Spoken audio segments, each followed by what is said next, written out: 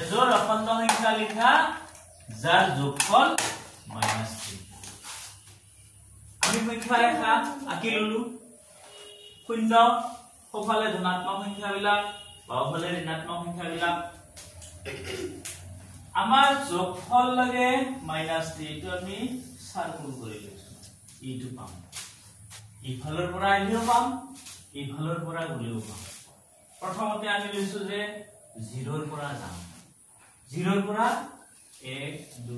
3 হৈ গলে -3 পাম আমাৰ পাব যোগফল 0 প্লাস এতিয়া 0 টো এইটো 0 ৰ পৰা আমি যাব লাগে বাওঁফালে যাব লাগিলে মই আগতেই উল্লেখ কৰি থৈছো নহয়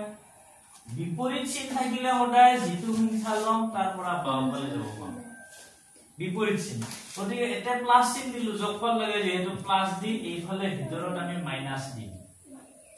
বিপৰীত চিহ্ন কেই ঘৰ যাব লাগিব 0 ৰ পৰা 1 ঘৰ 2 ঘৰ 3 ঘৰ 3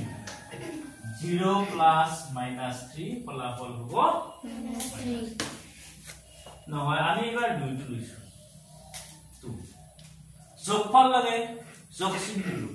যাম বাওঁফালে কাৰণ -3 বাওঁফালে আছে কোৰ পৰা 2 ৰ পৰা কেই ঘৰ 1 ঘৰ 2 ঘৰ 3 ঘৰ 4 ঘৰ 5 ঘৰ এই বিপৰীত চিহ্ন 5 2 + -5 =